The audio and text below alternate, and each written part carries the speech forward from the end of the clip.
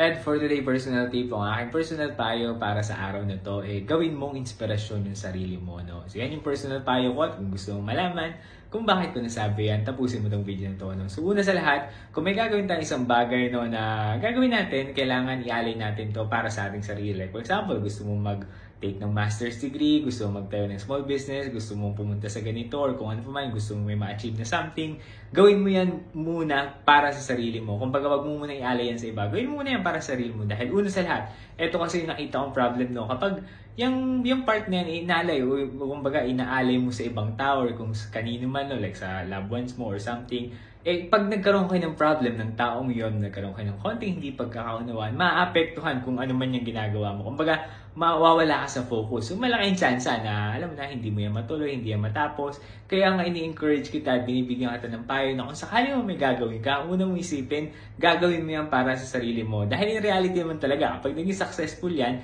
lahat naman ng mga taong nasa paligid mo, especially your wife, your girlfriend, no, or yung family mo, syempre, lahat naman sila maikinabang Pero sa umpisa, kailangan makumbinsi mo muna yung sarili mo na ginagawa mo yan para sa sarili mo, para magtagumpay ka, at syempre para mas makapag-focus ka, okay? Kaya ialay mo muna yan para sa sarili mo kung ano man yung ginagawa mo. Kaya lang yung personal payo ko ngayong araw. Kung gusto mo, baka pwedeng pakalike and share ng video na to. Supportahan mo ako sa TikTok, YouTube, ganoon rin sa Facebook.